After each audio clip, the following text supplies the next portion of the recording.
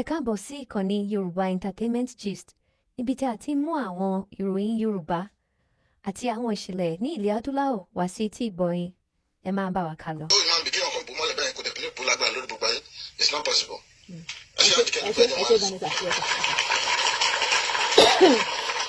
Ẹ ṣe that favorable. Bàbá Gúnwà ẹ káàbọ̀, Princess you are welcome. Àti ọpẹ́ ṣe wà ń bẹ̀. Bẹ́ẹ̀ni ẹlẹ́sìn pé tó wọn. Ọjà àdébò ni ẹ̀kọ́ àtàrọ̀. Láfíà ni mà. So wọ́n ní wọlé tí ìyàwó pásítọ̀ lọ́wọ́ àwọn ní ìwà tí wọ́n lọ. Màá sí rírí tí mo máa rí kọ́lọ́ máa ṣàánú wa mà ní ọlọ́run ló máa mẹ́ni tó ń sìn kọ́lọ́ ń ṣàánú wa mà ní. Wọ́n lẹ́yìn lẹ́jọ́ gbé pamọ́. Ìgbà tí mo gbọ́ sítórì yẹn torí mo láwọn tó jẹ́ wípé godfather wọn ni máa yẹn. Mo wá pè wọ́n pé jọ. Gbọ́ nǹkan tó ń ṣẹlẹ̀ mọ́ láti jọ́ ìní. Lè gbọ́. Mo ní ibo lobìnrin yẹn gangan ibo ló wà. Bí nǹkan ti ṣe ni. Àbí àtàwọn ọmọ mẹ́ta. Bí nǹkan ti ṣe ni tí nǹkan bá ṣe kán sọ̀rọ̀ kò sẹ́ni tó kọjá àdánwò. Ṣùgbọ́n wọ́n kàn keep mood. Aṣáàrí kan tún gbé trophy tán bẹ̀rẹ̀ sí ní ya fọ́tò níwọ̀ lọ́n. Ẹ̀yán ní bàbá náà bàtú fẹ́ lọ ṣe bẹ́ẹ̀ di àbí nǹkan. Mo ní àwọn ayé ṣẹ́ni pé ayé ẹnìkan ẹ wá ń fa ayé ọmọ ojú ọmọ mẹ́ta àti obìnrin kan ayé wọn ẹ wá fi ń gbẹ̀fẹ̀ lórí social media. Ọlọ́run kò sùúrù o. Because mi tẹ̀ mo rò lọ́jọ́ tí màmá arúgbó yẹn ń sọ̀rọ̀ mo rò báyìí. Àwọn anybody tó lè bá bí ọ̀rọ̀ tí Daddy Favourable sọ tó tẹ̀lé bá wọn sọ̀rọ̀. Ẹnu òkà wọn ni ẹ̀kọ́ náà wà in control. Ó ti lówó ń sìn náà ó ti wà on top nínú síléèsì wọn lè sọ̀rọ̀ mọ́. Tó lágbára. Ṣẹ́rẹ́ mi náà ṣì máa mú sórí kan náà wà lára àwọn pásítọ̀ wọn tó wà ní Ìbàdàn yẹn náà ni mo máa sọ sórí yẹn ìyẹn mo mọ̀ yẹn dáadáa bó wọ́n ṣe máa ń ṣe pẹ̀lú àwọn ìyàwó wọn nìyẹn tó ṣe yín tí àwọn obìnrin tó wọ́n fẹ́ yín nígbà tẹ́ ẹ̀ tí ì jẹ́ nǹkan kan tó bá ti wá lówó tó bá ti rí pé wọ́n fẹ́ fẹ́ràn aráàlú òyìnbó yẹn wọ́n á dẹ̀ rọ́bìṣì àwọn ìyàwó tó ń fẹ́ yẹn wọ́n á dẹ̀ rọ́bìṣì wọn just anyhow ṣàwọn tó bá ti wá tó ó ti rọ́bìṣì obìnrin tiẹ̀ wá dá níbo lọmọbìnrin yìí wà ń sìn ó dá mi ò fẹ́ mọ́ o níbo ló wà àbí náà kó bá tiẹ̀ fi ọ̀gá mi ò fẹ́ mọ́ ni o yes God bless you dábàlà fáwọn tó ní mi ò fẹ́ mọ́ o ẹ ti rọ́bìṣì ẹ̀ nìyẹn fine ìyẹn ò ní kó kúrò láyé náà. àbí náà lọ dìbò báwọn yóò bá tiẹ̀ gbádùn mọ́ bá ti lọ pọlọ náà yóò bá gbádùn ẹ̀ lọ yàn dé fáwọn tó ní wọ́n ṣàmọ̀ pé ó ṣàṣì ní àbí náà ló já sílẹ̀ fáwọn tó bá nínà wọ́n wá bí. táwọn ògbà ṣàrí ní pípẹ́ àwọn rábọ̀ ara ẹ̀. ṣe ó dàbí ẹni pé gbogbo àwọn a sì máa sọ̀rọ̀ lórí àwọn social media àwọn gbọ́dọ̀ wọ́n máa jáde lọ́rọ̀ bàbá yìí tó bá jáde nígbà tó bá fà tó bá kanra wọn ẹni kó máa oníkálukú.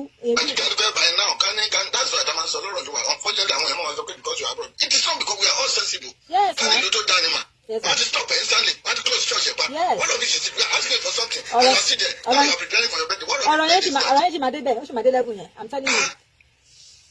àlọ́ mi náà gbọ́ máa ń lọ pé kíní kan ló máa kọrin fún bẹ́ẹ̀ dé àwọn ọmọ oníṣẹ́ bẹ́ẹ̀ dé ló wá kọ̀ ní ọ̀sán tó ń wó didi ẹ̀mí àtọmọ mẹ́ta ó ní kó kọ̀ mú ní kẹ́nìkan kan má dà wọn lóhùn kó bá wù wọn kó máa kọ́ gbà kó bá oníkálukú máa dákẹ́ tó bá yá ẹ̀yìn máa jó didi pásítọ̀ tó bá kúrò ọ̀rọ̀ yẹn wá sí church wọn jọ̀wọ́ ìjọ́wọ́ ní pásítọ̀ yẹn fẹ́ dáná tó bá kúrò ẹjọ́ yẹn wá sí church wọn.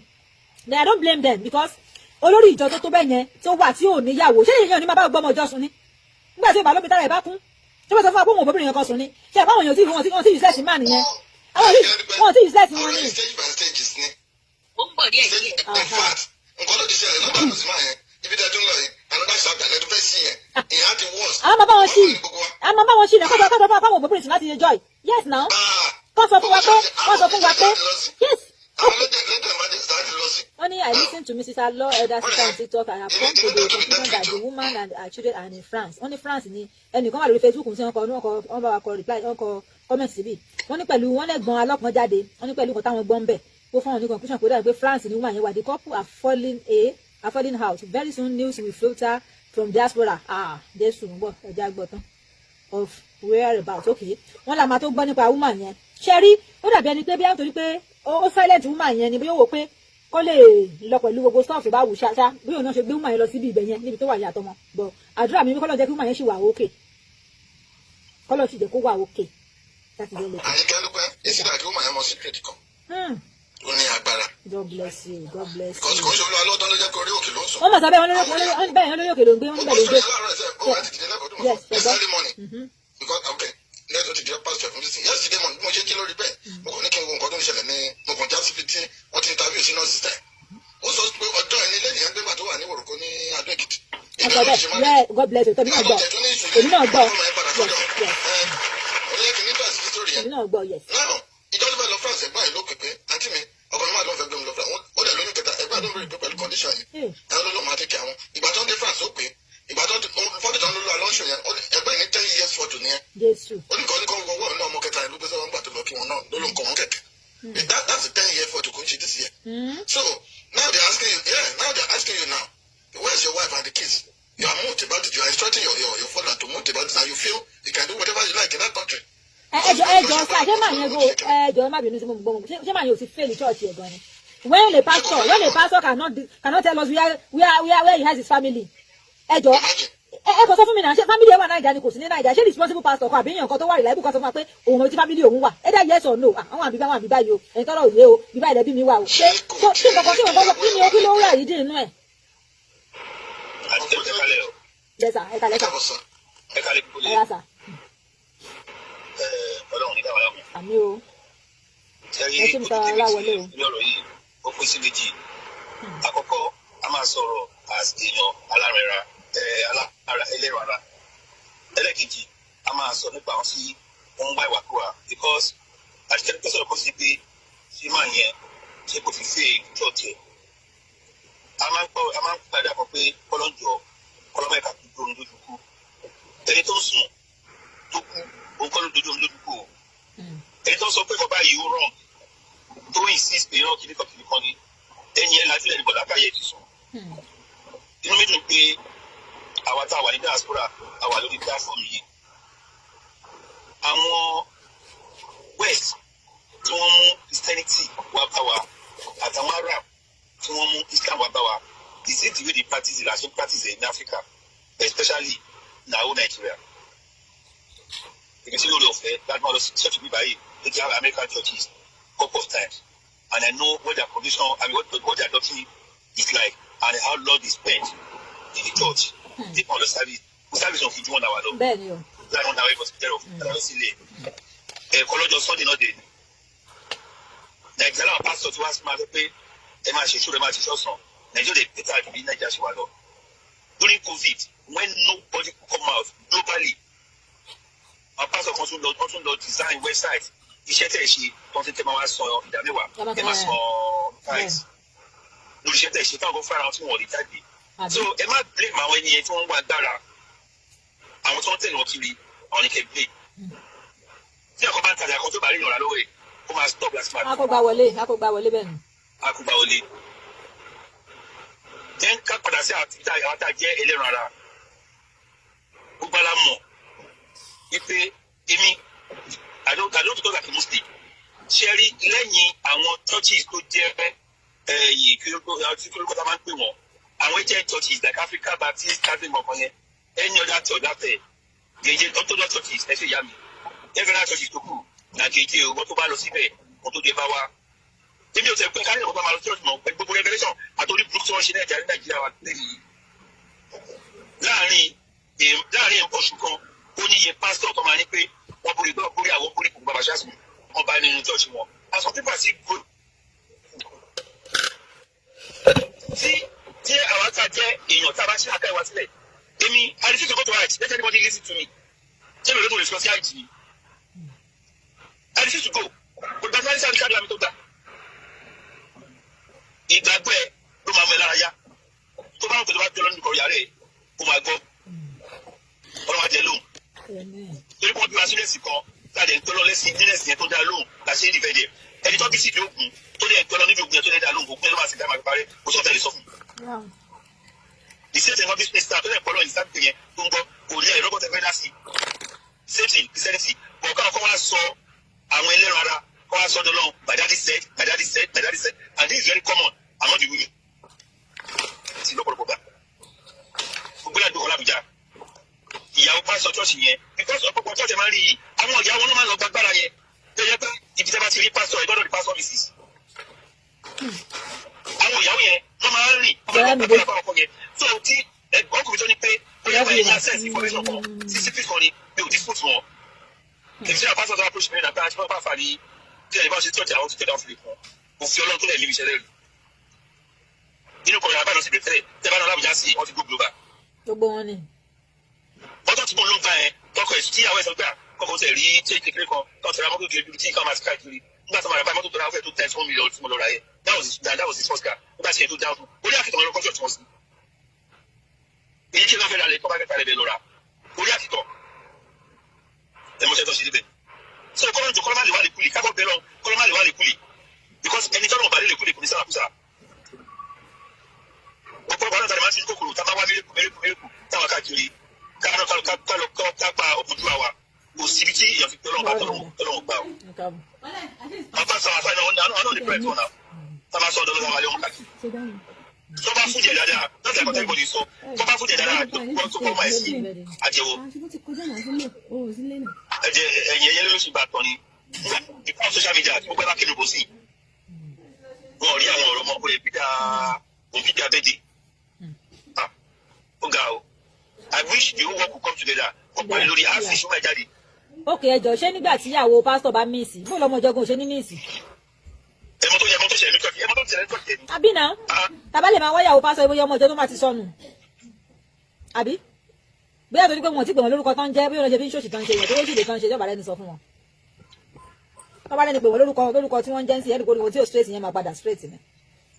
tó bá ní pé àwọn kan tábà yọwọ́ àwọn ará wa ní east tó bá ní pé wọ́n gbé ọkàn ní ìṣògo tó bá jáfa jẹ pásítọ̀ ìjọba ẹ̀mọ́ sọ pẹ̀lú ritual yẹn tó bá jáfa jẹ pásítọ̀ kí ló dé. ẹ̀gbọ́n mi to corroborate nǹkan tẹ̀ ṣe sọ yẹn gbogbo nǹkan from Nigeria lánàá àìró lọ́ndẹ̀ bá mi one of our churches be one of the top two churches ẹ̀jẹ̀ ká máa fẹ̀mí darí tẹ̀lé mọ́ sí top two churches tó ní university tó ní everything àwọn ọmọ mẹ́ta lánàá àná ìtòjú ń rọ̀ wọ́n gbá bọ́ọ̀lù lórí field ìkẹrin wọn wà nínú hostel ó kàn wọ́n ṣùkùtù ó fẹ́ lọ bá wọn nínú lórí field yẹn all of a sudden ara yẹn dẹ̀ strike lánàá náà òjò tán lórí Nàìjíríà yẹn nù àwọn mẹ́tẹ̀ẹ̀ta. ẹ̀yà kọ́kọ́ ló sọ pé tó ń bá fi ṣọ́ọ̀ṣì kọ́lẹ̀ dẹ́bi lórí ṣọ́ọ̀ṣì ni àkọ́bí òun àpò. a máa gbọ́ ara yẹn dẹ̀ strike àwọn ọmọ mẹ́rin àti tó wà lẹ́nu ọ̀nà hostel wọ́n tẹ̀lé lọ lẹ́tẹ̀. to cut the long story short mẹ́tẹ̀ẹ̀ta tó wà lórí fídíò tó wà nínú lẹ́yìn ọlọ́tẹ̀ yóò ti padà mẹ́tẹ̀ẹ̀ta tó wà lórí fídíò wọ́n sáré rush wọn gbàtọ́ máa fi dọ́sítọ̀ wọ́n lè revive àwọn méjì ìtọ́jú àwọn nìkan ní ìyá ẹbí kò yẹ bẹ́ẹ̀ kọ̀ọ̀kan mọ́ ọmọ ẹ̀ tí ó bá bí 15 ọmọ kékeré tó ti wà ní yunifásitì wọ́n ròyìn bí ara yẹn ṣe píàsì ọmọ yẹn wọ́n ló wọ ara ẹ̀ látòkè ní ó dẹ̀ ṣá gbogbo ara ẹ̀ ọmọ yẹn ti dòkún sí níbo àgbọ̀kánì kò fi pé mo súnmọ́ yàtọ̀ ọmọ yẹn wà ní yunifásitì yẹn tí ọmọ yẹn wà sùkúl yẹn ó sunkún òbókè bẹ́ẹ̀ ti bọ́sà ó sunkún láàrin ọmọ àpè pé ó ṣe olóòlù ló yọ ọmọ olúwa lẹ́nu ọ̀nà lára sán lánàá olóòlù àtàwọn méjì ló escape ẹ̀ ìkẹta yẹn kú lọ́la ókè this is a church ẹ pé àtàrò àtàlẹ́ òró ni àná tí ọkàn tó ṣe ní service ní church wọn ti àná ti gbogbo ẹ̀ àwọn èèyàn gbà tó ń lórí ìgbà tó ń gbà tó ń ní ìlú mi ní Abẹ́òkúta ìmìíràn kan tí wọ́n kọ́ church méjì wà ní direct opposite number yìí tí kò nínú àpá sọ́jọ́ ìṣẹ́ni pé òun pé bá kó yẹ pé mọ́ṣáláṣí ló kọ́ síwájú church òun ìjọ́jì lọ tọ́lẹ̀ sàṣẹ̀ra wọn. àwọn wèrè yàrá pé. ní ọmọdé kò nìkan ní ìyá ìdí wúmọ̀ ẹ̀ kò tẹ̀lé bí mọ́ ọkùnrin ọkọ ọ̀dẹ̀ ìkọjá ọlọ́run kó yẹ pé mọ́ṣáláṣí kó táwọn bàbá yẹn bá ṣọ́ọ̀ṣì wọn tó ń ti kíní lálọ́ mọ ríṣù àsáwọn pípẹ́ yìí ṣe olóòlù alẹ́ òjẹ̀ jọ lójúmọ́ olóòlù tó lálẹ́ òjẹ̀ gbọ́dọ̀ tẹ̀ lọ́wọ́ sí gbogbo ayé pariwo báyìí ó dẹ̀ kó jọjọ àyà náà ti kí ọkọ mi ìkọ́ náà chọ́ọ̀ṣì tẹ̀ sọ yìí náà ṣe bí àwọn domestic worker yẹn kọ́ nínú náà ló jáde lẹ́jọ́ mẹ́ta yìí tí wọ́n sọ tí wọ́n ròyìn irú victimization irú brutality tí àwọn ẹ̀ka àkàtà nínú ilé òṣìṣẹ́ ọlọ́run ọba ife àti fún àwọn olójẹjẹ ó máa ní wọn lára ó tẹ wọn lọ́rùn kọ́ lọ wọ́n máa fi kámẹ́rà sẹ́ni sẹ́bíwẹ̀ irú oúnjẹ kọ́mẹ́dà nínú wẹ́ẹ̀tì tó bá jẹ́ wàhálà ni. ẹ̀rẹ̀ gbọ́dọ̀ sọ ẹgbẹ́ mọ́síkà ni ẹni tó ní pé tó bá fi ìjọ lẹ̀ àkọ́bí wọn máa kú tí ó bá fi ìjọ ilẹ̀ tí ó bá padà sílẹ̀ kọ́. àbí. Mr. Tyler, we are just corroborating the effect of, ignorance and the effect of overpower, the effect of what they concern me, the effect of ukukashimi. That's in the mind of the leaders in the church. So that's what I'm saying. That's the reason I bring about the samples. How can a lonely child or somebody be struck to death by an Ara or somebody on a spread of a church that you're pointing out to, and you pray every day? And that brings us to this Olu Alo of it. This is a man that everybody has been asking, where is your wife? Where is your wife? Thank you. I told Mr. Yeshe. Thank you for having me. Thank you. You are instructing your congregation not to say anything. Yeah. And you have the God now. You've been posting around. You want to do your birthday and everything. At the expense of your wife and 2 and 3 kids. Ẹ jọ ṣó bímọ mi, ṣé máa yẹ bímọ mi ni? wọn ló ti ní àwọn kẹgbẹ́ sọ nínú ìtàbíyàn lè náà létà àwọn ti gbà pé ó tẹ̀ ti níyàwó ti bí wọn márùn kan sanwó. Jésù mọ́mọ́ márùn-ún. ẹ lè má jìn. ó tó wá fẹ́ àbúrò. àwọn èèyàn máa burú ṣá o. àwọn èèyàn máa burú gan o. àwọn èèyàn máa burú gan o. tí wàá lọ fẹ́ wúmà yẹn pamọ́. ṣé ẹ mọ̀ pé nǹkan tó ṣẹlẹ̀ yìí ó ń ṣẹlẹ̀ torí pé kò ṣe mánéjì pẹ̀lú ọmọbìnrin yẹn ó fẹ́ wúmà yẹn pamọ́ òun ló fa ohun tó ṣẹlẹ̀ yìí báyìí sẹ̀. bẹ́ẹ̀ni ìgbà tó rí pẹ́pẹ́ rẹ̀ ti pọ̀. ó ti ń báyìí sẹ̀ yes. ṣé fi báyìí sọ wá ní kó máa lọ sí France kó lọ sí France ní gbóhùn ìmọ̀ ẹ imagine. ó ti yẹ ó dẹ̀ ti máa tẹ́sí nàìjíríà kò gbúdọ̀ gbórí jáde kò gbúdọ̀ pé òun níyẹ kò gbúdọ̀ pé rẹ̀ níyàwó òun. nígbà tó ń tẹ́tàn wọ́n ní mọ̀ sí ẹ̀ ó kò látàdó Èkìtì ó lọ sí ìpínlẹ̀ bá ń church wọ́n ló church ìyá yẹn bí church ni. ilé wa ṣe church mi. ṣẹ̀gbọ́n kálọ́ ní church. 2 days lọ́nà ìyá yẹn lò ní. kálọ́ ní church rẹ̀. wọ́n bèrè ibi tí ìyá yẹn sùn. as a mother to that this woman o. kálọ́ ní church nígbà yà. tó send voice note sí wọn pé wọn ní sọ wọn ní bá sọ̀rọ̀ wọn ní bá sí mọ́ oníṣẹ́ mọ́ oníṣẹ́ everything mọ́. ìbàdàn ló bẹ̀rẹ̀ sí máa tètè lédè. ṣe rí ẹ ṣe gbogbo ẹ̀yin dáàdì wa tẹ̀ ti bá wa dá sí ẹ ṣe princess ẹ̀yin náà ẹ dá sí ká tó rí pé èmi náà tún máa sọ nǹkan kan sí ẹ bá wa dá sí yáyáyá wọ́n ní ikú tó ń pojú gbà ẹ ni ẹ má jẹ́ ká fọ̀rọ̀ sábẹ́ àwọn sọ this is a free world ó yẹ yín ẹ sọ̀rọ̀ bá ṣe yẹ kẹ́ ẹ sọ̀rọ̀ ìjọ torí Ọlọ́run. wọ́n ní àwọn òwe kan wà tó máa pa tó máa sọ pé àwọn ti gbàgbé mo lè fẹ́ pa òwe yẹn ìtumọ̀ ẹ̀ ni wípé ṣẹ́rímà yẹn ó ní nǹkan tó ń bò ìyàwó yẹn náà dẹ̀ ní nǹkan tó ń bò pẹ̀lú ẹ̀ tí ìgbà tó bẹ̀ ṣẹ́ máa nìkan sọ̀rọ̀ níbẹ̀ yẹn ó ní most of all these pastors sí pé ìyàwó wọn ló máa lọ ń gba agbára kan wá jẹ́ pé tó bá ti gbàdé tán àwọn ọkọ wọn wá gbà sórí that is why wọ́n máa pe pastor and pastor mrs ṣẹ́rẹ́ mi o bíbélì yín wádìí ohun gbogbo kò di ètò ìṣe òtítọ́ mú pastor lèmi náà and at the same time church èmi fi ọwọ́ gbá ọ̀yà wípé ṣọ́ọ̀ṣì mi o in as much as I'm concerned bàbá dáwà tẹ̀lé kò ní méjì àwọn èèyàn lè máa sọ oríṣiríṣi yẹn the redeemed Christian Church of God àwọn èèyàn lè máa sọ oríṣiríṣi ṣe ti ń bẹ̀yẹn tí èèyàn bá ń tẹ̀lé èèyàn tó bá mọ irú èèyàn tó ń tẹ̀lé ó bẹ́tà kó padà lẹ́yìn ẹ̀ kó tó di pé ó já ẹ sí polówó. sọ́kọ̀ tó ṣẹlẹ̀ nínú ọ̀rọ̀ pásítọ̀ Alọ́ yẹn ó ní bá nínú ó ní àṣírí kan tí wọ́n jọ ń bò ìyàwó tó fìyà jẹ ó fara pamọ́ òun ló fara pamọ́ kì í ṣe pásítọ̀ Olú Alọ́ ló fara ẹ̀ ló fi pamọ́ ní ìmọ̀ Olú Alọ́ yẹn rí mi tiẹ̀ mi tiẹ̀ mọ̀ mo kàn máa ń gbọ́ Olú Alọ́ ní ìgbà tí mo ti gbọ́ ní 20 years nígbà táwọn máa ṣe kinní lórí rédíò táwọn máa pariwo béèrè so that is what I want to say gbọ́dọ̀ ṣẹlẹ̀ ní pé ẹni tí wọ́n bá ń tàn fún gangan kó má tàn ara ẹ̀ nísìnyí ó fi àwọn family ẹ̀ sí miserable condition ọkọ ń gbé ẹ pamọ́ ìwọ náà gbé rẹ̀ pamọ́ come out and tell people what is going on. ẹjọ ṣe ṣọ pé woman yẹn wà ní àtijọ́ tí ò ní jáde tí ò ní sọ̀rọ̀. ó ní woman yẹn wà máa. mi ò gbàgbọ́ pé woman yẹn wà kò lè sọ̀rọ̀. pamọ́ àjẹkábọ̀ ẹ̀ máa já sọ̀rọ̀ wà. ọkẹ máa lu stéètì ìbáṣà lọ́wọ́ ẹ̀ tó bá 12 tó lè jẹ́ kó máa lu lẹ́gbẹ̀ẹ́ kó 247. ń bo ló máa wà tí ò ní sọ̀rọ̀ láti dọ́nà ní sọ̀rọ̀ ní ìlú wa. wọ́n rí iṣẹ́ wọ́n rí èèyàn tó yẹ pé ṣọ́n lówó. ó kàn án rẹ́ pásítọ̀ Olú Alọ́ níbi tó lágbára dé sí níbi tó lágbára dé sí ẹ̀gbọ́n tàbí ẹ̀gbọ́n ìlànà. àbẹ́ gbọ́ pọ́n ọ́n sì gba trọ́fì kan bóyá lẹ́nu ọjọ́ mẹ́ta ìkọ́kù. ṣé bíbí kan ló dúró sí tó ti ń gba gbogbo kinní wọ̀nyẹn wọ́n máa lọ mú bẹ́ẹ̀ náà yìí. princess tẹ bá lọ kápẹ́ tẹ bá dé. ẹ jẹ́ kí ẹ lọ bọ́ ìtàkùn ẹ̀ sí lọ́sítà láàárọ̀ yìí. ó kàn ní ṣọ́ọ̀ṣì ọgbà náà èèyàn tó yẹ pé security kiri gan-an kò ń ṣe kékeré wọ́n ní kán lọ mú ibi tó wà. ó ló ń jáde níjọ́ tó máa rí ló ń kọ̀ sáré rìn síwájú ẹ̀ àlọ́ ní sísá sísá báwo ni jẹ́sọ̀ yìí yẹn ti sọ pé ẹ̀kọ́ lọ gbóyin fún òun dáwọ̀ sí ti. ó lẹ́yìn kó máa fún yẹn wọ ẹsẹ̀ ọ̀rọ̀ tó ń bá débẹ̀ oníkùn ò lè bá sọ because it's on the move sísá máìlá ló ń sọ tó fi wọnú mọ́tò tó fi lọ. òun wà náà lóòjọ́ ọ̀dẹ́kùn ní àṣà sí. kò lè sọ́mọ́ tèmi ò yáàrí o kò sí ní sìgáàtì ẹ̀ṣẹ̀lẹ̀ tó máa ra mú. gbàgbé ó níbi tẹ́ lè dé títí láti láwọn àbí kan àwa táwọn láti lóyìnbó ìgan tẹ bá dé Nàìjíríà tẹ fẹ́ jẹ́ kẹ́nìbọ̀dì rí yín security yín bodyguard yín wọ̀n nígbà kan débi tẹ wà òye lẹ fẹ́ ní tẹ́fẹ́ fi lọ gbé ẹ láwọn family ẹ rí ìyá yẹn bí ẹni tó lẹ́sẹ̀ débi kó lè lọ gbérú máa yẹn ni. we are talking about millionaire. àmàtọ̀rọ̀ ta lika ní àmàtọ̀rọ̀ ta izan ní à èèyàn tó lè wòyàn tó lè fún yàn ní 20 million ní tí ò ní bojú wẹ̀yìn. ẹni tẹ́yìn ọ̀gá lè mú níbi níbi pọ́lọ́ lè mú. ṣe rí èmi rò pé nígbà táwọn tó lẹ́nu gangan tán bá bàrẹ̀ sí ní bá wọn dá sí ọ̀rọ̀ yẹn ń sìn báwọn yà á mọ̀ lọ́rùn ewúrẹ́ ló sì ń bà tán ṣe ló dàbí ẹni pé àwọn tí tó bímọ fún màá yẹn pọ̀ àwọn ìyàwó tó fẹ́ káàkiri ó pọ̀ ṣẹlẹ́kùnrin tó bá ti ń cover tí yóò fẹ́ kọ́ mọ̀ pé ìyàwó wà níbì kan bí. yes ẹjọ́ òkè ẹjọ́ bẹ́ẹ̀ ni ẹjọ́ òkè ìṣẹ́jọ́ àwọn tá à ń sọ yìí àwa tá a pè wọ́n léyàn tẹ́ pè wọ́n léyàn tẹ́ sọ wọ́n di kíní ni I'm telling you. ìkòkò tí yóò mọ̀ pé òun lè jata òun ni gbogbo wọn tó wá dórí iná tó wá ń sọ òun nírú àwọn yẹn torí pé ìgbà tí wọ́n tán bẹ̀rẹ̀ àwa iná ìṣọ́ ọmọ kékeré náà. èyí báyìí at least ọmọ ọlọ́mọ odidi ọmọ lẹ́ni tá à ń sọ̀rọ̀ nípa èyí ẹjọ́ ṣé bàlẹ́ máa fi láìfù èèyàn kan ta káìtì báyìí tabasọ láìfù èèyàn kan tabasọ di tọ́ì tàbí ń ṣeré lẹ́yìn kan wá ń bọ́ ta tó sọ pé káwọn èèyàn má dáhùn káwọn èèyàn má sọ̀rọ̀. wọ́n sọ bẹ́ẹ̀ imagine.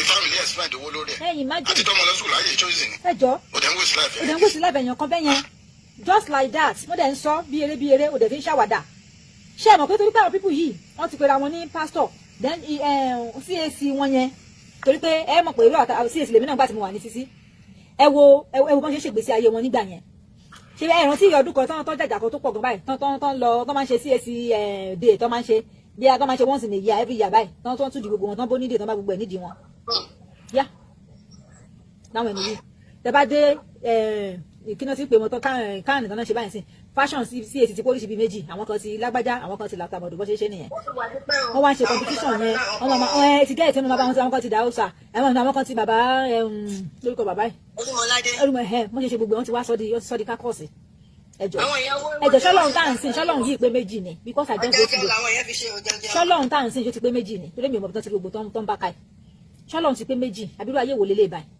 ṣé ẹ̀dẹ̀ rí tálẹ̀ mọ̀kọ́dẹ̀ fi ń ṣẹlẹ̀ ló pọ̀ gbogbo ọ̀rọ̀ wa dùn mí o jọ ọdún tójú bọlé ẹran nùrù ẹlòmíì wọ́n máa fẹ́ lòmíì dín ara sórí ráìsì ni níbi tẹ́ ẹ̀ bá gbèsè ayé yìí lọ yìí wọ́n máa fẹ́ lòmíì wọ́n fi ṣe ata sórí ráìsì ni ṣé ẹni tó bá ṣọmọ ọlọ́mọ bá kan tó ṣọmọ tiẹ̀ báṣubàṣu ó lè sọmọ ọlọ́mọ kó fi ṣe súyà ṣùgbọ́n ọmọ tiẹ̀ náà ń bí pé bolówà tí ò dáhùn yẹn ṣé yẹn ló wá dùn ẹ wá lọ wò wọn lábẹ́ ṣọ́ọ̀ṣì wọn mo wá wo èrò lọ́jọ́ wo mo wá òkè sórí àwọn eléyìí ti kú ni ṣé wọ́n ti kọ́ pọlọ ẹ̀yìn yìí lọ ni àdúgbò náà kó làkàyà àwọn èèyàn sí ganan ẹjọ́ tí ìṣẹ̀ bá tiẹ̀ wà mú wa náà ṣé ẹni kó rí wa má tó pé ni ṣé gbogbo àwọn èèyàn lórí wọn ti yí tí tọpọlọ wọn tó ti lọ́dànù ni wọ́n ń béèrè lọ́wọ́ èèyàn pé bo ni ìyàwó àtọmọ wà ẹ̀dẹ̀ tó ṣì ń lọ ṣọ́ọ̀ṣì yẹn ẹ̀dẹ̀ jókòó rẹ̀ ránjú orí burúkú kalẹ̀ rẹ̀ tó máa fi ń ṣòwò owó tán bẹ̀ àbí rí mi torí I just don't know mi ò mọ̀ bí ogun tó ń jà wá Nàìjíríà yẹn ogun yẹn tó wá tún kóyè wa lọ tó kọ́pọlọ wà láwọn èèyàn dẹ̀ lọ́pọlọ náà jùjú èwo ni kí lè yóò ṣe jùjú àwọn bíbú yóò ní nǹkan wọn ẹnu dúdú nìkan náà ní bẹ́ẹ̀ ni mo sọ fún yín bí wọ́n ti fẹ́ ogun òdòwò náà ṣe àbámọ́dá gbogbo wọn ń lò káàkiri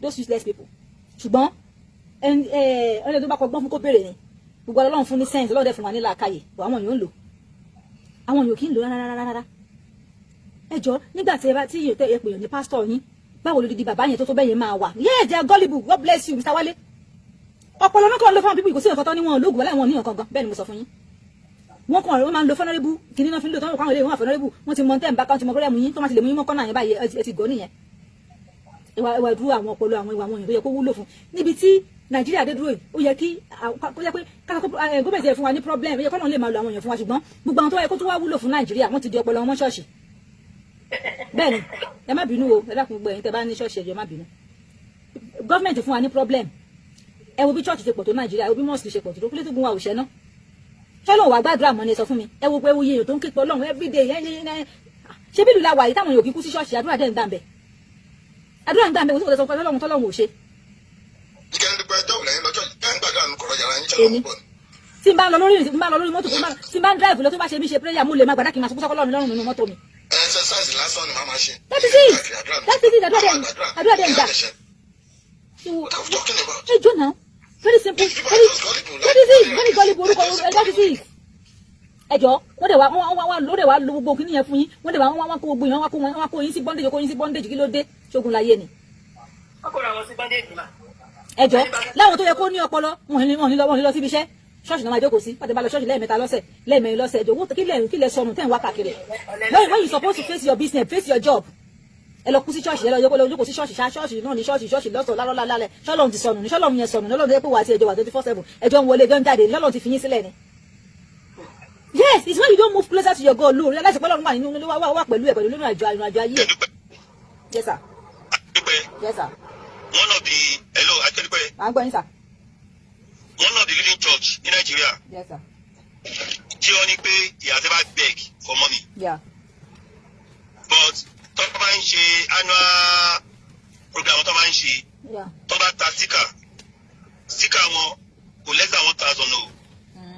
téèyàn 1 million bá ra sticker yẹn ẹmọ tó ti wọlé yẹn èrò ní peter fẹ́ bá ṣe wọn ṣe tó bá ti jọyọ sọ́ọ́ gbogbo church tó wà ní worldwide ẹ máa ti rí ojú ọ̀nà tí wọ́n máa fi ní envelope tí a máa fi ṣe offering wọ́n á ta anointed oil bí akínà pé so many things no matter bíbélì ní ọwọ́ ẹni tí ò ní láti máa gbà fẹ́ni tó ní ẹni tó bá ti lè pè nínú kọ̀rọ̀ yàrá ẹ̀ èyí tó sọ̀rọ̀ àwọn church goer àwọn tó jọ máa rí lọ́nà yẹn. by daddy said ọ̀pọ̀lọpọ̀ obìnrin wọn bọ́sọ̀ kọ́ mọ́ lẹ́nu mo ti bá sọ bá ti sọ ìdí final. ṣe ẹ bá mọ iye ilé tó ti dàrú láwọn pípù yìí iye home kan ti break tán bá ti lè rí pé ọkọ ilé ìlú ìfẹ́ kó wá ṣọ́ọ̀ṣì lọ báyìí wọ́n máa padà sọ fún pọ́kọ ẹ̀ ló ń ṣe ni.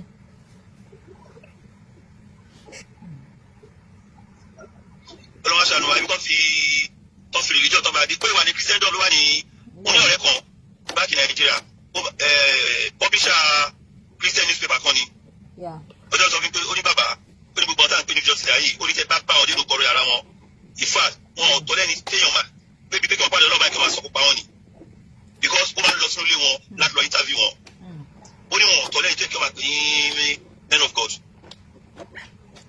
ó ní in fact pé òun gan tó máa interview wọn ó wọ lòun tà sí ṣe pé iṣẹ́ ìyanu tó ń ṣe lòun wà interested at òun mọ̀ pé tó bá ti publish wọn báyìí òun mọ̀ yóò tó bá lórí in every publication òun mọ̀ yóò tó bá wọlé fóun.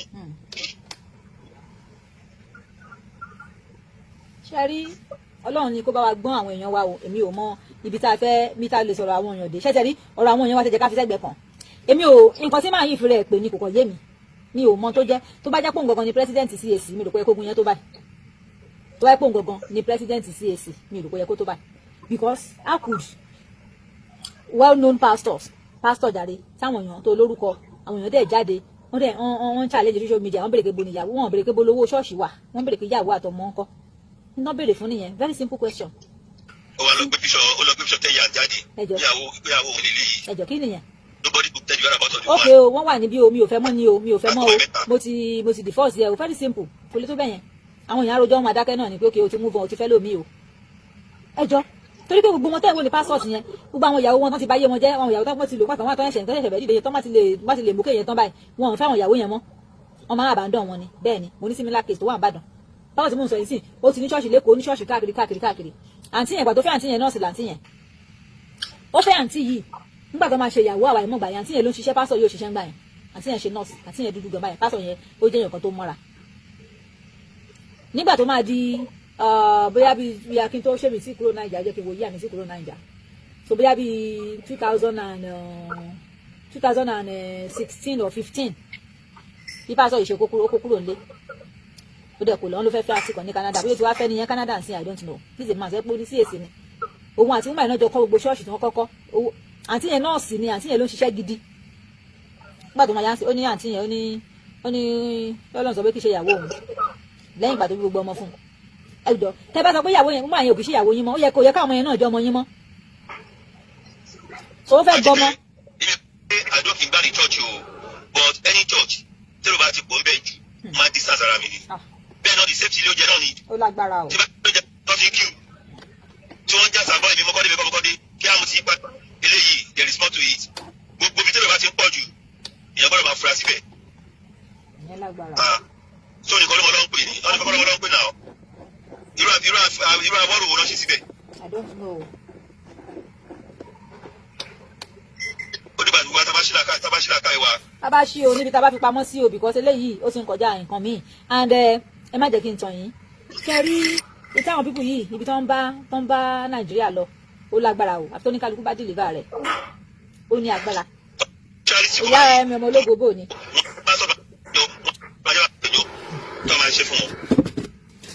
because these are the people tẹ́ pé they don't care wọ́n ti wá care mọ́ báyìí wọ́n care mọ́ bíi kan lè toy for somebody's life ẹ̀jọ̀ odidi ẹ̀mí odidi èèyàn.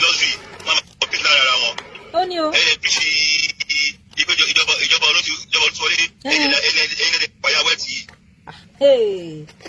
àbí nígbà tá a bá fẹ́ wọ́n ti wàásù ìjọba ọ̀run gan mọ́ báyìí o àwọn gòrí rẹ̀ wọ́n rí ìjọba Ọlọ́run mọ́ báyìí o wọ́n rí mọ́ o gbogbo wọn báyìí nígbà tó wàásù ìjọba Ọlọ́run mọ́ ọ̀tọ̀ ní nǹkan tó kù tán rí báyìí wọ́n rí ẹ̀fún mọ́ báyìí wọ́n rí ẹ̀fún. bẹ́ẹ̀ ni ó ní o oníkálukú lọ di òpó gbàgbọ́ ẹ̀ ó tètè lọ dì mú nítorí àwọn eléyìí tó fẹ́ báyé já òun náà ti báyé já yẹn because kò sí èmi ò no méjì kan ti sọ náà pé tó ń bá padà Jésù kan ti sọ nígbà yẹn pé tó ń bá padà tó ń máa gbàgbọ́ láyé mọ́ báyìí ẹjọ́ ṣé gbàgbọ́ wà láyé mọ́ báyìí. nígbà covid àjíkẹ́ nígbà covid mo mọ ya churches ní Dallas bí àtẹ̀jáde bá ti tó ní church yẹn ni wọ́n ṣe envelope okun wọn ọ̀rọ̀ wọn ni wọ́n pé kọ́ wọ́n dẹ̀ state ẹ̀ sáré envelope ẹ̀ pé this must not be returned nígbà wọ́n pé the cash must be cash the check must be cash one of the this and must not turn church. lóò tó fún àwọn congregations wọn àwọn ilé ìsọ Nigerian churches o tó jẹ́ àwọn church wọn bí báyìí wọ́n fún ọ ní check ni ká. Imagine.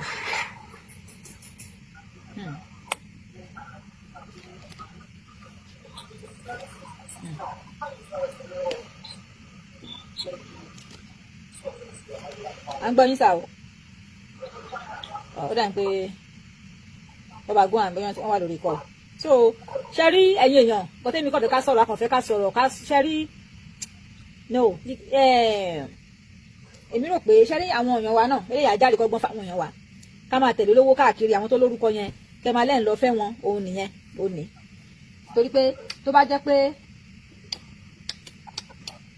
jẹ́ pé oníkálukú náà ó dúró lẹ́gbẹ̀ẹ́ jẹ́gẹ́dẹ́ títí ẹ̀ tó wò pé bó bá lówó lọ́wọ́ tó ní àlàáfíà ṣùgbọ́n lómi owó yẹn ó fẹ́ fólówó òun tàn bá káàkiri òun ni mẹ́sọ̀p tó ṣẹlẹ̀ pẹ̀lú ọ̀rọ̀ ọmọbìnrin yìí nsìn tó bá jẹ́ pé òun náà lọ fẹ́ ẹgbẹ́ ẹ̀ tọ́jọ́ máa gbégbé sí ayé wọn mi rò kó máa rí báyìí torí pé lè tó bá yẹ pé nìyí àti ìmọ̀ bíi tẹ́niyí wà o tó bá yẹ pé ní tí ó fi ṣògùn owó náà ni wọ́n ṣe máa fún tán ṣògùn owó náà nìyẹn do àti ìmọ̀ bóògùn owó náà fi ṣe bóògùn ayé náà lè fi ṣe báyìí sìn kò tí ì sì kankan tá àti ìmọ̀ ń bẹ̀ àti ìmọ̀ kò tí ì yé wa ṣùgbọ́n Ọlọ́run ṣe mo bá ìyá ẹ̀ mo bá yẹ gbàdúrà Ọlọ́run ní tí ì jẹ́ kán Ọlọ́run jẹ́ kó sì wà láyé yà.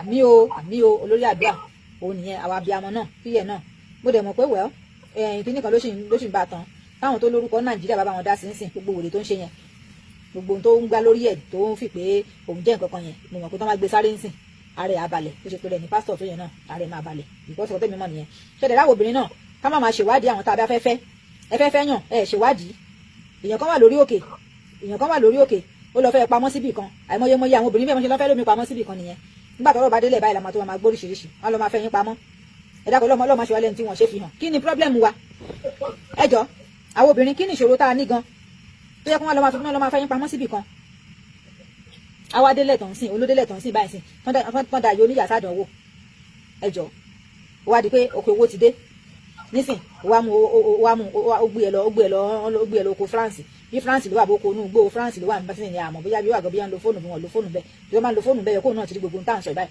kó náà ti mọ̀ lọ́rùn kó ti bọ́ta ó gbúdọ̀ ti rí kó ti bọ́ta kó mọ̀ pé nǹkan ti ṣẹlẹ̀ ẹ jọ ẹni yóò dẹ̀ máa ṣe nǹkan yìí ó tún ṣe with confidence ni ó tún ṣì ń wàásù ní ṣọ́ọ̀ṣì ó ṣì ń wàásù ó lè jóun lẹ́nìkan gbé pamọ́ káwọn ẹbí tiẹ̀ mọ́ rí mọ́ kọ́ máa ti máa wà odidi ẹ̀mí ẹlẹ́mìí so ẹ ti mọ̀ pé àwọn ilé ẹni yẹn ó lè waste èèyàn dànù ẹni kókò kálára kò tiẹ̀ jẹ́ nǹkan kan ló kò jọ́ lójú kò gbogbo táwọn èèyàn sọ tiẹ̀ wọnú etí ẹ̀ wọn rí bí anything mọ́ àwọn tá à ń tẹ̀lé káàkiri nìyẹn tójú bá po fírí ṣe ẹni irú ẹni bẹ́ẹ̀ tójú bá po fírí kí lẹ́ni yóò lè fẹ́ lòmí ìṣẹ́ tí ò kì í ṣe ọmọ ẹ̀ kí ni ò lè fi ṣe ìyàwó tó bá sùn tó bímọ mẹ́ta fún ẹ just like that wọ́n dẹ̀ wá ń wá ìyá ẹ̀ wá pariwo owó tí ẹ̀ wo tarúgbó owó tí owó orí wá ní ìyẹn ò kàn wọn àwọn náà lẹnu wọn tán jẹ níyà ẹjọ ṣé yàn ṣé responsible person kan nìyẹn ṣọmọlúàbí nìyẹn ó ní kó kàn wọn ó ní kọ́ máa dà wọn lóko jẹ́ kọ́ máa jẹnu wọn yá ó ní wọn gbọdọ̀ fẹ́ nìkankan lésì can you imagine is that a responsible man to call a man of God ṣé bí àwọn tẹ́ ń pè léyìn Ọlọ́run nìyẹn ṣé yàn Ọlọ́run nìyẹn àbẹ́yẹ èṣù ṣé yàn Ọlọ́run nìyẹn báwo èèyàn wá ìmú tọ́kọ́pọ̀ lọ wá sí mi ò mọ́ ìmú tọ́kọ́pọ̀ lọ àwọn èèyàn wá sí èmi ò mọ́ àwọn ẹlẹ́dẹ̀ ń tẹ̀lé wọn ẹlòmíà lọ sùn sí ṣọ́ọ̀ṣì yẹn ni bí ẹni kóun ló pa Jésù wọn lọ máa sùn síbẹ̀ ẹ máa lọ máa sùn tó máa tẹ̀lé wọn kiri I don't know so kọ́lọ́ ọlọ́jọ́ èní kó ṣàánú fún wa mi ò mọ ibi tí wọ́n fi mi ò mọ ṣùgbọ́n mi mọ̀ pé I'm fine o ọpẹ́ olúwa ògúnlékè ok ma ó da ẹkùnrin mà ó da ẹ private chat mi mà ọlọ́run bá mi wà pẹ̀lú yín àbọ̀ ọlọ́run adájú lórí yín o gbogbo nàìjà nǹkan bẹ̀ ṣe everything wà ok o so ẹ jọ torí ọlọ́run gbà wá tábá àwọn mi ò ní ká má lọ church ẹ má ṣì mí gbogbo ẹ lẹ́ máa ní àjíkẹ́ ní kẹ́ má lọ church mi ò ní kẹ́ má lọ church ẹ jẹ́ ká fọpọ́ lọ ṣe nǹkan tá a bá ń ṣe mi ò mọ̀ because ibi tí nǹkan dé dúró yìí ó ti ń kọjá be careful ó dẹ̀ ti ń kọjá tọmọlúàbí ẹjọ́ kí ló burúkú wípé òkè wọ́n ní ìyàwó yín o ìyàwó yín dà ọmọ yín dà ẹjọ́ a man of God tó pèrè léèyàn lọ́hùn tó ń wàásù ọ̀rọ̀ lọ́hùn ẹ̀yin tẹ́ ń gbé kinní káàkiri o ìyàwó mi ọmọ mi wà ìyàwó mi nìyí o ó wá ti bó ti ẹ̀ ṣó wọn o lè bá wọn sọ̀rọ̀ kó pọ̀ wọn sórí kọ́ọ̀lù ẹgbẹ́ àwọn èèyàn sọ pé mo gbé yín pamọ́ àwọn èèyàn sọ pé ẹ̀ sí o very simple thing wọ́n lè jẹ́ pé ìbádẹ́ ti níyàwó mi ni ó dà mo ti níyàwó mi ẹni tẹ́ ń sọ yẹn mi ò fẹ́ mọ́ o ṣùgbọ́n bímọ fún mi o ó dẹ̀ wà lálàáfíà o ẹ dẹ̀ bá sọ̀rọ̀ kóun náà bá kó báwọn èèyàn sọ̀rọ̀ nígbà tí ìyá bá lóun ò gbóhùn ọmọ òun ṣe é rí pé nǹkan wà ní tó bá lè jẹ́ pé there is anything then hide jẹ́ kó ọmọbìnrin yẹn náà ló bá mọ̀ ẹjọ́ mo rọ́gbọ́ ẹ̀yin tẹ́ bá lórí ọ̀fẹ́ láti bá ọmọbìnrin tẹ́ bá rí obìnrin yẹn ẹjọ́ ẹni kóun náà sọ̀rọ̀ síta tó ló ṣe ṣe kọ́ ọmọbìnrin yẹn náà máa gbọ́ wa bóyá ẹrù ń bà á bóyá ẹrù pásọ̀ yẹn ń bà á ẹjọ́ tọmọbìnrin yẹn bá lórí ọ̀fẹ́ àti máa gbọ́ wa kò sí nǹkan tó máa ṣẹlẹ̀ sí ẹ màmá ẹ fẹ́ rí ẹ àwọn tó jẹ́ bí ẹ fẹ́ rí ẹ ọmọ Nàìjíríà fẹ́ rí ẹ ibi tó bá wù kán bá gbé ẹ pamọ́ sí ìwọ náà sọ̀rọ̀ sí social media kó gbé jáde kó post ẹ ibi báyìí ni mo wà kó báyìí ló ṣẹlẹ̀ sí mi o kò sí nǹkan tó fẹ́ ṣe fún ẹ tó bá jẹ́ kó nǹkan ló gbalé ibi tó wà fún yẹn ẹ sọ̀rọ̀ síta àwọn ayá gbèjà yín síta bí jebo ni ọ̀hún yẹn kó já mi nǹkan àwọn èèyàn gbèjà ẹ sọ̀rọ̀ síta sọ̀rọ̀ sókè kíní la wà yìí wọn ò mẹ́ni nǹkan lóhùn mọ́ you have your own right on this earth ẹni kò lè jẹ́ máyé ẹni kò lè sọ ẹ́ di ẹdun arílẹ̀ ní kókò lè pa ẹ́ jayé ẹ sọ̀rọ̀ síta sọ̀rọ̀ sókè la wà yìí ẹ jọ àìmọye obìnrin dẹ̀ ń pass through àwọn nǹkan báyìí ìbá tẹ fún bàbá lówó yẹn kan máa àbádọ́ yín síbi kan máa pa yín tì síbi kan ni wọ́n nítorí pé àwọn tìlẹ́ nìkan táwọn fẹ́ kìnnìkan ẹbí mọ fún wọn mi ò mọ̀ bẹ́ẹ̀ mìíràn ṣe máa ń yọ́yàn fẹ́ I just don't know ó dẹ̀ kọ́ mọ̀ lára wájú ká máa láǹ yọ́yàn fẹ́ káàkiri ṣẹ̀gbọ́n báyìí wọ́n ní dia in France ẹ dákun ẹjọ́ mi tẹ bá wà ní France ẹjọ́ tẹ bá ti gbọ́ tẹ bá wà ní France ẹ jẹ́ ká mọ̀ ẹjọ́ tẹ bá wà ní France tẹ bá lè bá wa tọ̀nà sí kinní. a fẹ́ mọ tó ṣẹlẹ̀ náà ni àkọ́tà ń sọ ni a ní kó bọ́ síta kó sọ̀rọ̀ ká gbọ́ ká mọ̀ pé òkè ó wà ní France lóòótọ́ ẹ jẹ́ kó sọ̀rọ̀ síta kí everybody mọ̀ tí màá yóò bá fẹ́ mọ̀ kò sí ẹ̀ kó má bẹ̀rù anything kò sí nǹkan tó fẹ́ ṣe fún they can do her nothing kó sọ̀rọ̀ tó bá ti borí ẹ̀ pa kóun sọ̀rọ̀ síta kó wá wò ó ọmọ Nàìjíríà ló ní kó sọ̀rọ̀ síta náà má jẹ́ kẹ́nìkan fi ẹ́ kọ́kọ́ jẹ́ máyé náà má jẹ́ kọ́ pa ẹ́ dànù àbí gbogbo ẹni tẹ́ bá wà níbẹ̀ alága MC sísì mi ẹ̀ tí sùn gbogbo ẹni tẹ́ bá wà ní France náà tẹ́ bá mọ ọmọbìnrin ẹ sọ fún kó sọ̀rọ̀ síta sísá rẹ̀ mẹ́rin náà ẹ bọ́ sókè torí pásítọ̀ lẹ́yìn náà kí wá gbẹnu sí máìkì o bó lẹ fi ìyàwó pásítọ̀ lọ sí ẹ dákun bó lẹ fi ìyàwó pásítọ̀ lọ sí o wọ́n ní she failed for asylum ní France ẹ jọ sísì mi yẹn ṣe lè gòkè ní afẹ́kẹ́ bá wa sọ̀rọ̀ sí káṣí ẹ̀ gbọ́. That is normal. Okoloma visitors in France. But we want to see her. She should be able to talk now and tell us what's going on. Okay, done. You know, we are not allowed to television one eating one man. We have to do. Yeah. Àwọn ìpa tẹlifíṣàn àwọn olùgbé náà wà nù.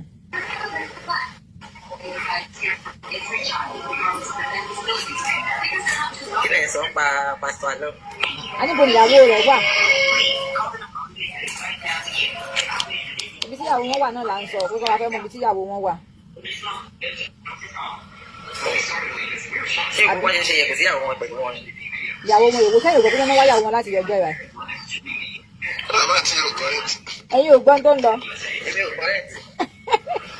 Wọ́n rí ìyàwó Pastor Alo. Ìyá ẹ̀ jáde family ti jáde wọ́n ní wọ́n rí o. Àwọn kan ní France ló wà fún France ló wà. Wọ́n dẹ̀ pé Pastor Alo. Ó lè jọ dáwọn immigration ló wà sí. Èèyàn kan ló sọ pé ó wà ní ó fáìlì Pastor Alo.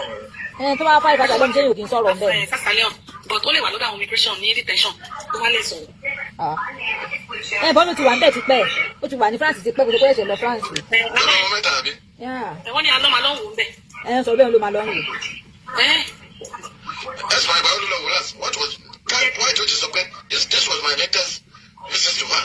Ó lọ wọ́n jẹta. Ìjẹta ti wo wọ́n lọ ọmọbìnrin yìí ẹ má dá ọmọ ológo lóhùn o ẹ má dá ló bẹ̀rẹ̀ àṣetì ẹ̀ tó mọ̀ sọnù o kò lọ bẹ́ẹ̀ jẹta o. Àwọn ọmọ yẹn àwọn láìpẹ́ woman yẹn ló wà important sáwà at least I'm telling you gbogbo ìyẹn ò ti ẹ̀kan yà wọ́n ní where is our current picture àwọn náà ti Queen Michelle ṣe wà sí ìsinmi àti àwọn náà ti bèrè pé current picture wọn a fẹ́ rí current picture wọn yeah we want to see the current picture ẹwọ ẹnìkan máa gba aṣọ rẹ lọ́la mo lè fẹ́ bá wọn adjust nǹkan bẹ̀ ogun kó ni ó yé wa owó bravo ní aṣọ ni mo rán aṣọ rẹ̀ torí ẹ̀bẹ̀ rẹ̀ kí nínú pátá ni. àmọ́ bóyá ẹ̀kọ́ ọ̀pọ̀dé pápá búrà ló já. pápá búrà yóò là ń aṣọ ni ẹ̀rì machine gan mo fẹ́ lo machine yóò kọ ẹ̀wò kò aṣọ yẹn tìkì ni machine yìí machine ọ̀tá máa adjust aṣọ nìyí aṣọ ó wá ní stone ó ní stone bọ̀ kò wá lọ kò lọ lórí ẹ̀ ó ní stone wà lára ẹ̀ kò wá lọ ní ìjọ kó lọ. so ẹ̀ńtọ́ ló wà bó ni ẹ̀kún mi ṣẹlẹ̀ ká lẹ́jà rè àti kan fún wa ní gist lẹ́ẹ̀kan yẹn níbẹ̀ yẹn ní ìjọ tí orí wọn mọ́ báyìí ó ní òkè wọ́n ló ṣe azalom tí ẹ̀ bá ṣe azalom náà kò ní kéèyàn máa sọ̀rọ̀ kò dẹ̀ ní kó má gbúrò èèyàn àbí òwà ní ológun kó níbà. gbogbo àwọn ní ìwé náà ní ìtọ́ ọdún sí ní òní ìmọ̀ wọ́n ṣàgbàlọ́mù níbi tá a wà yìí náà yóò nìkan fi yàn pamọ́. Yes, ma'am. Yes. You can come to a program like this. No, I'm your mọ tó ṣe ni pé torí pò ló ń finance woman yẹn ó máa ti ní ògbúdọ̀ sọ̀rọ̀ á ní kò gbúdọ̀ sọ̀rọ̀ ó ti yé yín báyìí. ṣé ẹ mọ ok ẹ máa gbọ́ sà tí ìrẹni tí ò kì í bá family ẹ̀ sọ̀rọ̀ tọ́kọ ẹ̀ sọ kó gbúdọ̀ bá yẹ sọ̀rọ̀ mọ́ ẹ̀ tí rí tí ó dẹ̀ bẹ́ẹ̀ ni mo sọ fún yín tí ó dẹ̀ ní báyà ó ti dẹ̀ ní báwọn èèyàn sọ̀rọ̀ ó ń ṣẹlẹ̀ dáadáa ó ń ṣẹlẹ̀.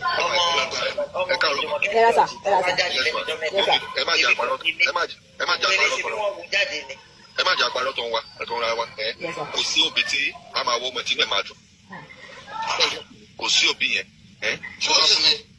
tó bá fún ọmọ obìnrin àbí ọmọkùnrin kan ní obìnrin pé kó fẹ́ tó bá jẹ́ ìyá ìyàwó tó bá rí ọmọ ẹ̀ bá sọ̀rọ̀ fún ọ̀sẹ̀ kan bàbá tẹsán fún ìyá yẹn. bẹ́ẹ̀ni o. I pity the ìyá lady yẹn I mean ìyá pastor yẹn because I just don't want to talk to that extent but inú mi tó pe topic yẹn wá ní time reason ni pé ẹni tó ń ṣe nǹkan tí kò fún ìyá ìyàwó ẹ̀ ní access sí ọmọ is rubbish on my own part.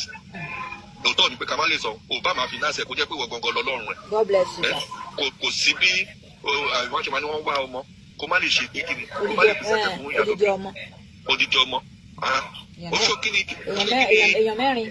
kí ni impression pé tí wọ́n á fi sọ pé kò ti fi ṣe wọ́n ṣògùn owó. báwo làwọn yóò ṣe ní máa ká ẹrú mọ. wà láwọn èèyàn jẹnu wọn yà wọn ṣe ní jẹnu wọn yà. kókóró àwọn èèyàn yẹn sọ the number of followers Olu Alo ní. ẹ bẹ́ẹ̀ mú kọ́ madam my wife and lady nù kò sí kankan tó ṣe ọmọ mi wà láìpù. ẹjọ tó rí àwọn tó wà ní ṣọ́ọ̀ṣì wọn náà tó rí wọn ò bá kú tí wọn bá ya fọ́ọ̀fù gbé gbogbo wọn yẹn mọ́jọ pọ̀ tó. Yes now.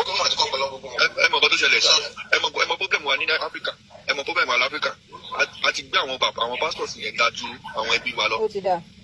kò yẹ yín mà. bẹ́ẹ̀ni tí ó bá ń ṣẹlẹ̀ lọ́wọ́ kájọ náà even God ẹ̀jẹ̀ yẹ kájọ tọ́ Ọlọ́run ju gbogbo ẹ̀dá lọ. mo ká wá wo àwọn pastors ṣe bẹ́ẹ̀ la máa rí nǹkan tó bá tí ìwọ ìyàwó lé ò lè ṣe fọkàn tí pastor bá wá wàá ṣe jù bẹ́ẹ̀ lọ. bẹ́ẹ̀ni o àwàdà dìndẹ lọ́ọ̀dún ni ọ̀dọ̀ ẹran tó dáa jùlọ bí àwọn wọn jẹ. And ó dẹ̀ pẹ̀lú nǹkan tó jẹ́ pé àti àtẹ̀wúrẹ́ àtàgùtàn ló ń ṣe pásítọ̀ báyìí. bẹ́ẹ̀ni o. wọ́n ti mọ̀ pé ó fojú tó pẹ́ tó yá wọ́n máa fún wọn ní àpò ọṣẹ wọn. Tight ibi tẹ́ẹ̀tì mọ̀ pé problem wà wọ́n á ní kọ́ sọ tight. òye yín àwọn kan ní pé wọ́n sọ tight àwọn kan ní kọ́ sọ tight. ṣé problem wà ní pé mo ní mo fẹ́ sọ tight mi ò sọ ni. òye yín so choice dẹ̀ ní life yìí mà choice òun là ní life so lórí ọ̀rọ̀ kìíní yẹn mà ó tọ́ bẹ̀ ni pé kókó bá wa wá ọmọbìnrin ìyàwó ẹ̀ síta náà a lè fi tọmọ jì ìyẹn àwọn ọmọ tó bí ẹ̀jẹ̀ ẹ̀ kí ní àtọ̀ ẹ̀ nìyẹn. kò sí nǹkan tẹ́nibọ̀dì máa sọ bí màá yẹn ṣe wà yẹn kò ní èsì fún ẹnibọ̀dì wọ́n máa sọ títí títí wọ́n máa gbẹ́nu dákẹ́ ni.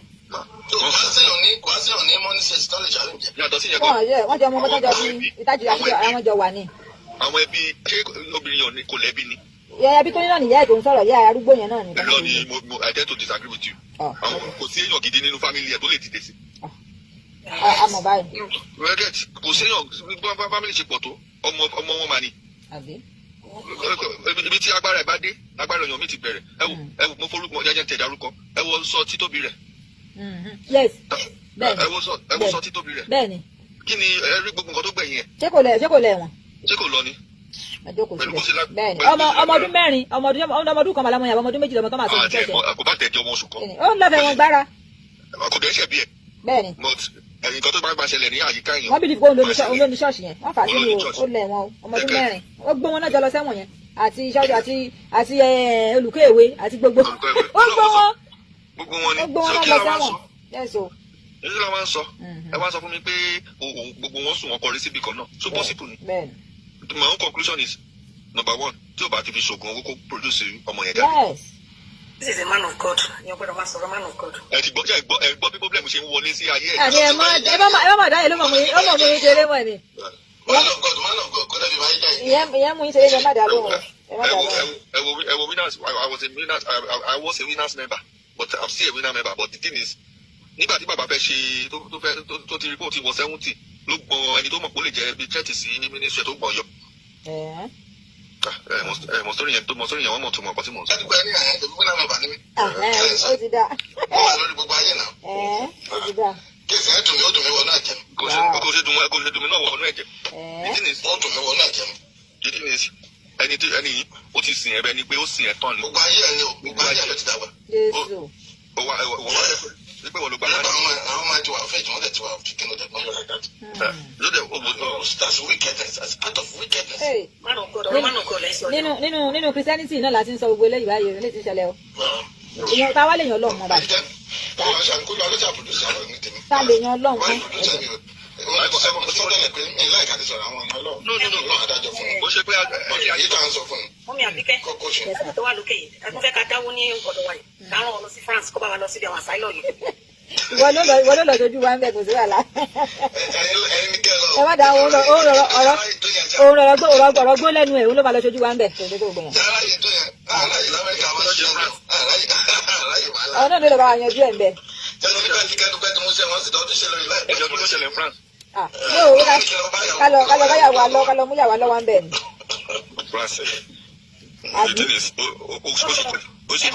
Ẹ máa wọ tíṣẹ̀tì Àbíkẹ́ Dúpẹ́, wọ́n mọ̀ pé àwa gúrùpù báyìí, àwa ṣe mọ̀ pé àwa help, afẹ́ wá bá wọn ṣe ojúṣe títí wa. Ẹ má gbèsè kàyẹ́kọ̀ gbé fídíò yẹn fún àmàwà náà, àwọn máa tó fáàlì. Pọ́blẹ́mù Nàìjíríà sọ pé àfẹ́jẹ́ kí dájú wa gbọ́ nǹkan tó ọmọ ìránṣẹ́ Ọlọ́run ni touch not my anointing and do my prophet no harm. Gbogbo kìíní yẹn òun ni òfin la fi máa ń follow godly with them. Ìwọ tó òfin ministry source of kìíní òun nǹkan big church. Ẹ̀wọ̀ ẹ kò lórí ẹ̀jà rẹ̀. Ṣé ẹ rí ibi tá a bára wa dé òun la bá yẹn gbogbo àwọn tá a bá mi ní ká má ṣe gbàgbọ́ o ní ká má tẹ̀lé àwọn èèyàn o ṣùgbọ́n ẹ jẹ́ ká mẹ́ni tá a máa tẹ̀lé eléyìí fi hàn wá. pásítọ̀ kan tí mo pásítọ̀ ẹ̀dẹ̀ mọ̀ dáadáa ọ̀yá kìlọ̀ mi ó píríṣì kan àtọ́jọ́ yẹn ni mo ti mọ̀ pé ilé ayé kò sẹ́ni tí mo bá wá kò dẹ̀ sẹ́ni tí mo máa bá lọ. ẹgbẹ́ kan tó sọ ni wọ́n sọ nínú verse yẹn bóyá Hebrews 12:2 ó ní looking unto Jesus the author and finisher of our faith.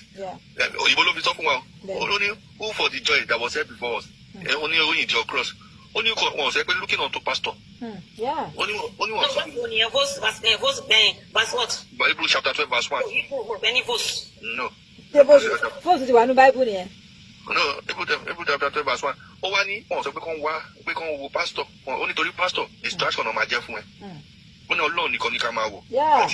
Àti gbà yẹn. That is just the key. I'm telling you ma because tẹ́ bá wo nǹkan fúnra ẹ̀ tó preach distraction náà ló jẹ́ fọ́mọ ọjọ́. Wọ́n máa ṣe pẹ́rẹ́ báyìí nínú church. Pastor Chris wọ́n wá ti sọ pastor like nǹkan tí dáàdì yẹn dáàdì sọ. Hebrews 12:2. Verse 1-2. Verse 2, looking unto Jesus, the author and finisher of our faith. Verse 3 wá ní who for the joy that was set before us he endured the cross.